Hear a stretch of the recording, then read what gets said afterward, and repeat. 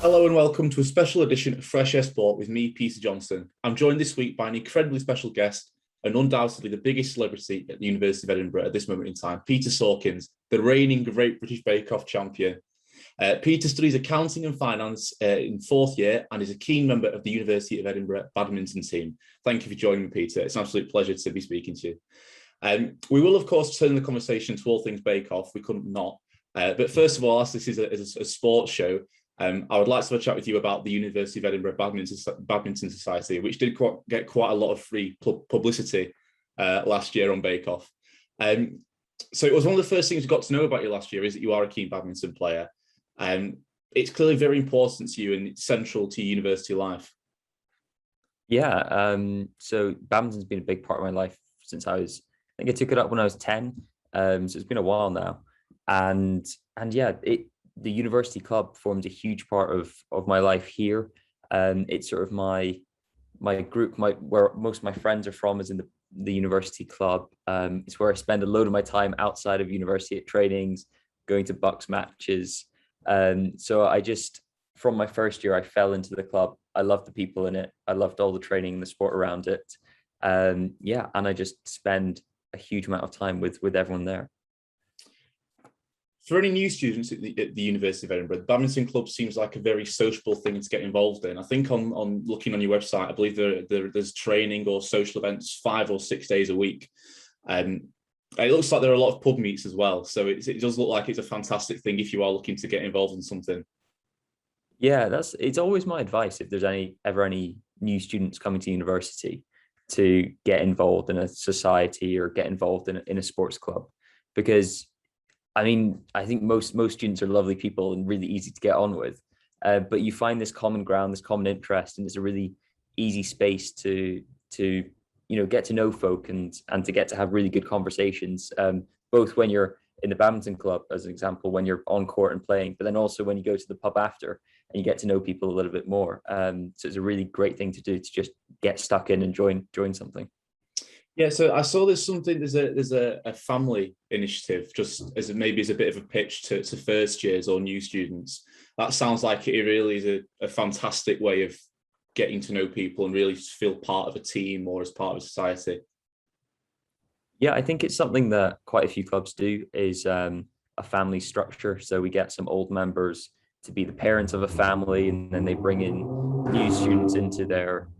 Sorry, I don't know if that was a bit loud outside. No, it's fine. No, it's not at all. It's fine. But yeah, we get some old members of the club.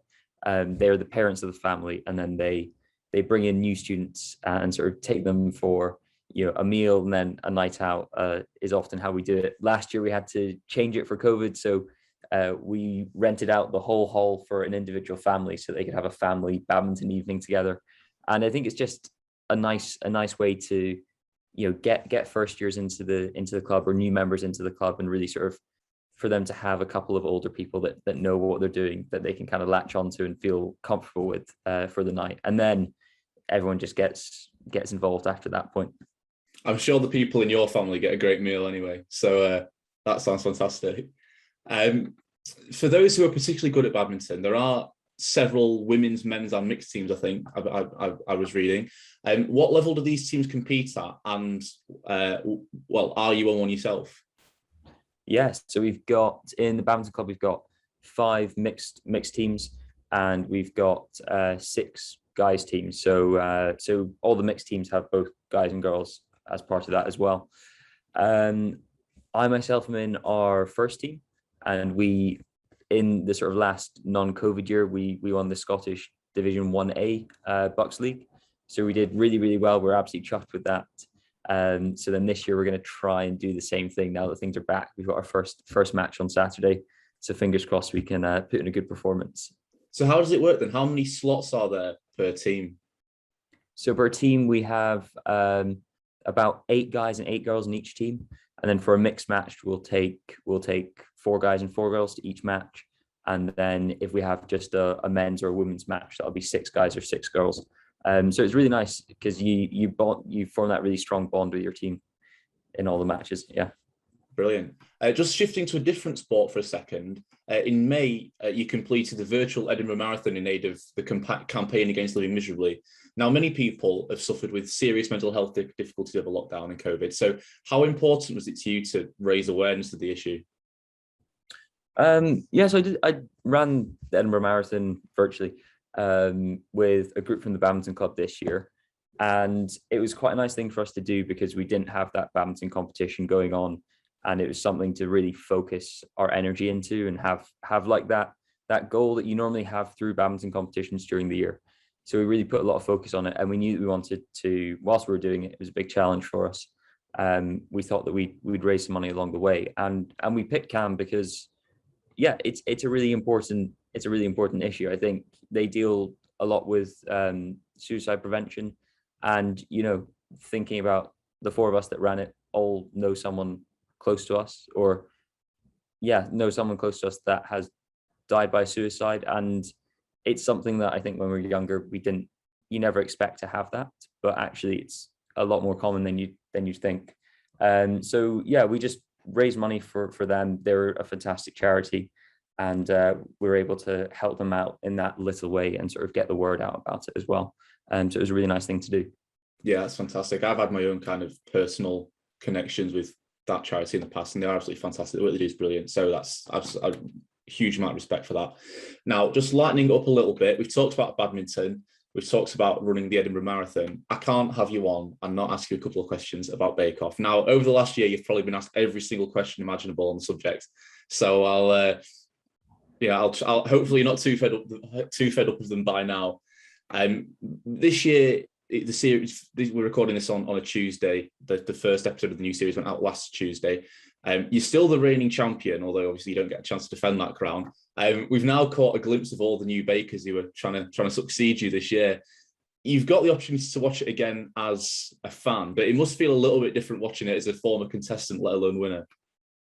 You definitely watch it in a different light now, because I've been through the whole process. I've seen what goes on in the tent. There's something like 90 hours of content goes into each week on the TV. So, you see 1 hour, but they've actually captured 90 hours of content. So there's a lot that goes on in the tent around it. And, I've met with a lot of the producers and a lot of the camera team and everything. So I definitely I'm thinking about when I was in the tent when I'm watching this new series, and I'm thinking about everything that was going on around it. But at the same time, I think I found it weirdly normal to switch back into that mindset of being just a fan of the show and just sort of enjoying it. And, that sort of like getting excited when someone does well on the show, and being a bit worried for someone when the dramatic music comes on and their cake's sort of falling or failing a little bit. So it was, yeah, I'm definitely watching with a different set of eyes, but still enjoying being a fan. Was it a bit different, Paul Hollywood's made out to be a really scary, intimidating figure, and you've met him, and I'm sure he's actually quite pleasant, really. So is it lost a little bit of the magic in that sense, maybe, because that really he's a lovely bloke? I mean, he's a nice guy, but it's still terrifying when he's judging your baking. So it's not fake, the fear when he's judging your baking. And if I took him a cake now, I'd still be quite nervous, I think, if I did it. So have you spoken to any of the new contestants? Like, obviously the new series has just started. Are any of them trying to get any advice of you, or were you asked by Channel 4 or the producers to reach out to them or anything? Or are they very much kind of a separate group? Are they from the group who were on the show last year? No, there's definitely a sort of Bake Off family that's there from all contestants, and it's quite an intense experience to go through, and it's amazing. It's so much fun, but it's also brand new to you. So it's nice to have a support network of people that have done it before. And there's loads of folk from Bake Off that have supported me last year and sort of helped me to get through it. So this year, a couple of the new bakers have reached out, and it really is an aim of mine to be open and receptive, and just give them a hand if they need, and really be an open ear, because it's a wild time, and I think you need someone to talk to, and you need lots of people to talk to and lots of people to help you out. So if I can do that for them, I'll definitely try. So you were watching right from the start, weren't you? Like the Ed Kimber sort sort of years, weren't you? Like very early, Yeah. Joe Wheatley in the very early days. So was it a bit weird having the opportunity to getting to speak them as kind of an equal now? Yeah, I definitely, I still feel like a bit kind of like they're right up here, and I'm just sort of a lowly person. It's still kind of, yeah, I'm a bit starstruck when I talk to people that kind of inspired me to bake. But I think so it's really nice that I've now got that connection to them, and they inspired me to be where I am today. So it's nice that I can now speak to them and say thank you for the inspiration and for helping me find this amazing hobby and do some amazing things after it. Yeah. So one of the most interesting things I always find watching Bake Off is that the competition kind of levels out again every week. So if you've done really well one week, then it counts for nothing the next week. So for example, I was convinced last year that Lottie was going to reach the final. I think a lot of people were, and she had one bad week and she was gone. I remember, I think there was only maybe 1 week where you seemed to be in trouble and you got through okay. But must be a very intimidating environment because the pressure never eases off, even when you're in a good vein of form. The pressure's always still there because you could still go out any week, any point. Yeah, it's an interesting kind of style of competition, because I think if you do well in a few weeks, then you build confidence, so that will help you going through. If you're sort of struggling each week, then it's probably not the most, yeah, it's not building that same confidence inside you. So you might go into the challenges a bit more nervous. But I just tried to step into each week took it as it came, and not think about any week ahead of this or any week behind this, just sort of trying to take each challenge on as it came. So I think not having that system where it is just kind of taking it week by week naturally lends itself to you thinking just in the present and taking the challenge on that is faced to you at the moment. So I mentioned at the start you're doing a degree in accounting and finance at the University of Edinburgh, but it's been all over your Instagram this week and over all of your social media. You have got a book coming out. So it's it's a little bit different to a degree in accounting and finance. That you have written a book that is coming out later this week, isn't it? I think in October. It's in October, isn't it? Yeah. Yeah.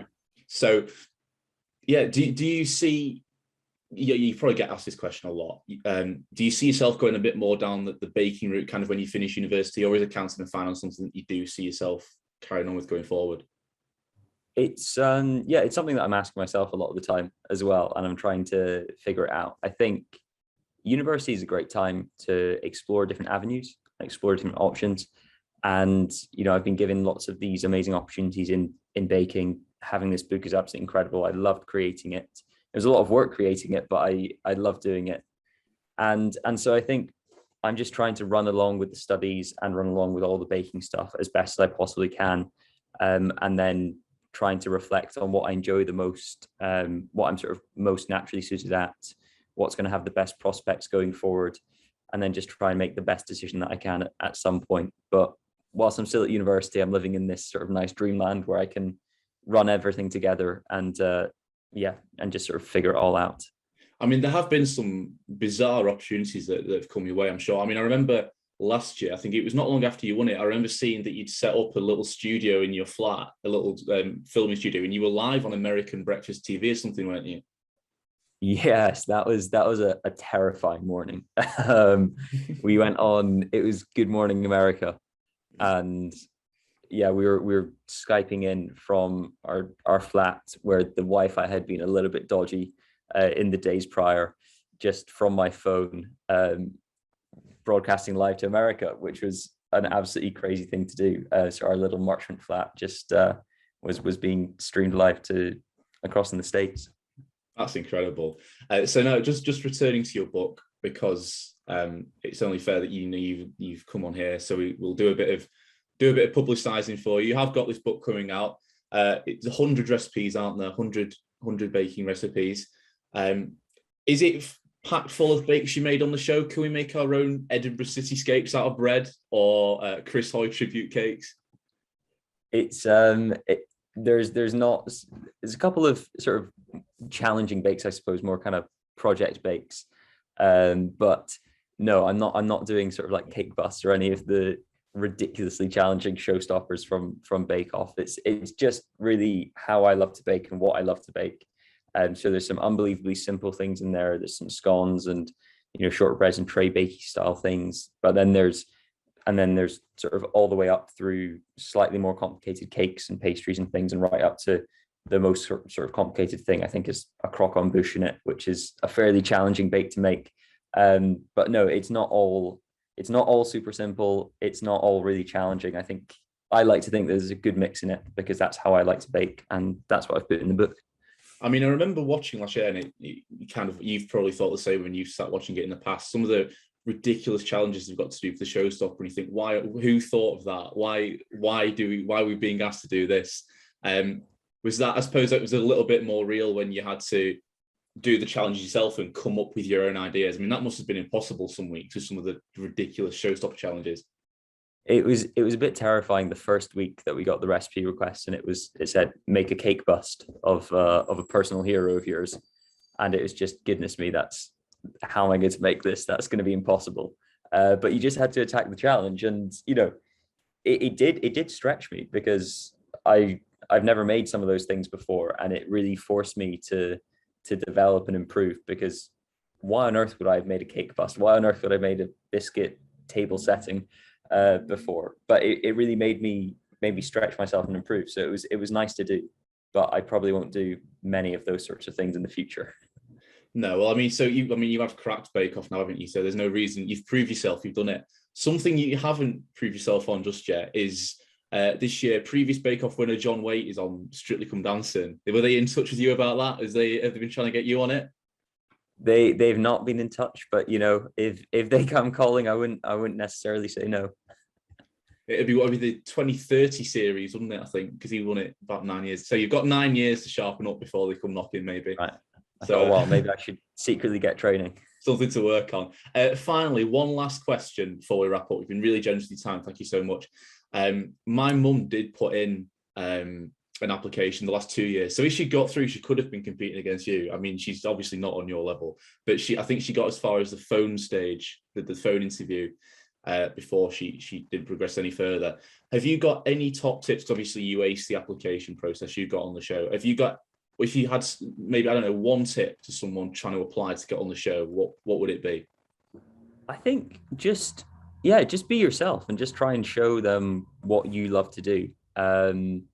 It's quite a lengthy process, the application, but it's quite fun, and people just love baking. So if you just kind of show them what you love to bake, how you love to bake, I think that's the best way to do it. And hopefully they'll also enjoy what you like to do in the kitchen as well. That's fantastic. Thank you so much for your time. I'll let you get off and settle down and watch Bake Off as a fan and previous winner. And thank you very much for joining me this evening. This has been a Fresh Air Sport special with former Bake Off winner, badminton star, and University of Edinburgh student Peter Sawkins. I'm Peter Johnson. Thank you so much for joining us this evening. Bye-bye. Thanks, Peter. Thank you. That was